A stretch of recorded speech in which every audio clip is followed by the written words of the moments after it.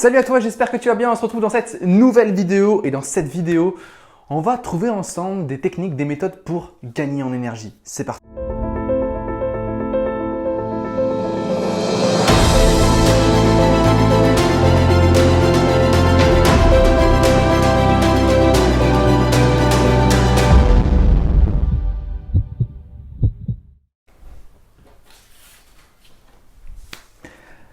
Alors si ce n'est pas encore fait, je t'invite à t'abonner à cette chaîne YouTube, à liker la page Facebook et à me suivre également sur Instagram, Antoine Redel Coach. C'est tellement important d'être en énergie quand on est entrepreneur. C'est tellement important d'avoir cette niaque à tout moment quand on est entrepreneur pour répondre à des obligations, pour répondre à des challenges et pour pouvoir performer et développer son entreprise. Donc, l'énergie est un pilier central de la réussite, dans la réussite d'un entrepreneur. Donc, première chose que je te conseille de faire pour gagner en énergie, c'est déjà, premièrement, avant même de se lever plus tôt, de te réveiller à une heure fixe. D'accord? On a un cycle du sommeil qui s'adapte et il vaut mieux que tu dormes moins, d'accord, d'heures. Par contre, que tu te réveilles toujours au même moment, que tu crées un rythme de réveil. C'est hyper important. Ok? Il vaut mieux moins dormir que de casser son rythme du sommeil. D'accord? Donc, tu te mets ton réveil par exemple tous les matins à 7h, à 6h ou à 5h et tu ne bouges plus. L'idéal, c'est de ne pas le changer également pendant le week-end, mais tu peux décaler d'une demi-heure ou d'une heure. Ok?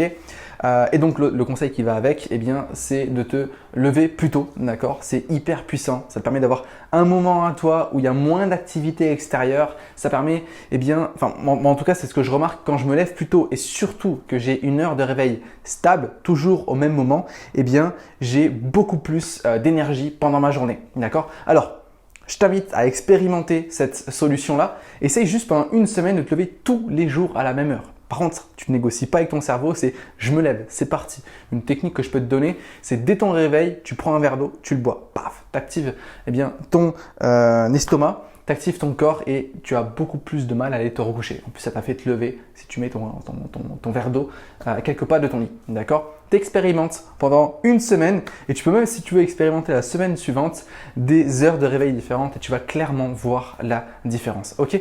Deuxième conseil que je peux te donner, c'est de calmer ton mental régulièrement. D'accord? Tu peux méditer. Il y a une application qui est géniale qui est Petit Bambou. Tu peux faire de la cohérence cardiaque. Ok? 5 secondes d'inspiration, 5 secondes d'expiration.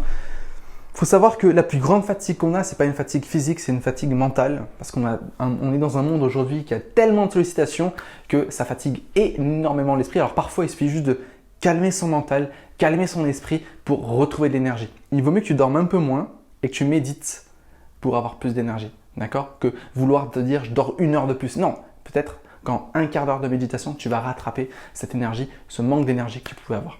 Ok? Pense à prendre des pauses, c'est très important. Alors quand j'ai débuté dans l'entrepreneuriat, je bossais jour et nuit. Il n'y avait pas de semaine ni de week-end. D'accord? J'étais à fond. Maintenant, je fais en sorte, maintenant que mon entreprise tourne bien, de me faire des pauses le dimanche. Je ne bosse pas du tout. D'accord? Je fais une ou deux stories comme ça pour m'amuser, mais je ne bosse pas du tout. Et dès que je le peux, on part. Enfin, dès qu'on le peut, on part en week-end avec ma compagne pour se ressourcer. D'accord? Donc c'est important. Tu n'es pas obligé de partir aux Bahamas pour te sentir bien. Il suffit de trouver un petit Airbnb pas très loin de chez toi pour couper un petit peu avec ta routine et l'environnement que tu connais déjà. D'accord? Pour moi, le meilleur conseil que je vais te donner, c'est celui-ci. Le troisième conseil, c'est être dans le flow pour gagner en énergie. Ok? Quand tu kiffes faire un truc, tu as de l'énergie. D'accord? Une très bonne question que tu peux te poser, c'est imagine c'est 4 heures du mat, tu es crevé, tu n'as qu'une seule idée, c'est de dormir. Qu'est-ce qui te donnerait de l'énergie à ce moment-là? Quelle activité ou sujet de conversation te redonnerait énormément d'énergie à ce moment-là?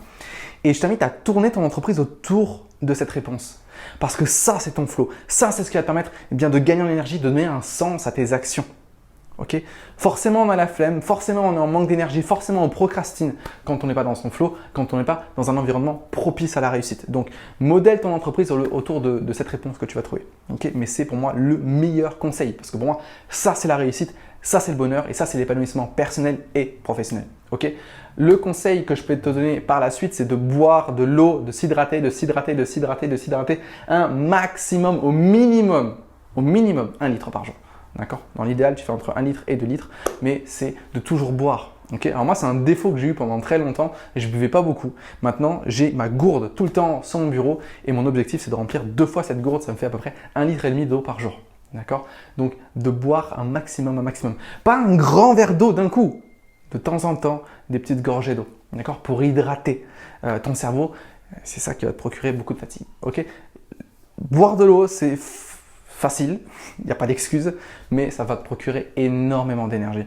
Et je vais te donner un dernier conseil bonus que j'apprécie particulièrement, c'est plus un ancrage, parce qu'on a tous des ancrages qui nous font vivre des émotions. Je m'éloigne parce que je veux que tu m'observes. L'ancrage que je vais te donner maintenant, eh bien, c'est la posture du gagnant. D'accord? Quand tu as un manque d'énergie, que tu as la flemme, tu te mets en posture du gagnant. Posture du gagnant, c'est quoi? Tu fais yes, yes, yes, et tu fais ça. Et forcément, tu vas te sentir vachement mieux. Pourquoi? Parce que le fait de faire yes comme ça va te rappeler tous tes moments de victoire dans ta vie, dans ta jeunesse, dans ton adolescence, dans ton jeune âge adulte et plus. D'accord? Et forcément, tu vas te rappeler cette énergie, ces sensations-là. Et tu vas te sentir vachement mieux. Après voilà, c'est ponctuel, c'est quelque chose que je t'invite à faire avant une tâche qui va te demander beaucoup d'énergie, avant un rendez-vous important et où tu manques d'énergie. Ok? Si jamais tu veux compléter tout ça, j'ai fait une vidéo sur un ancrage.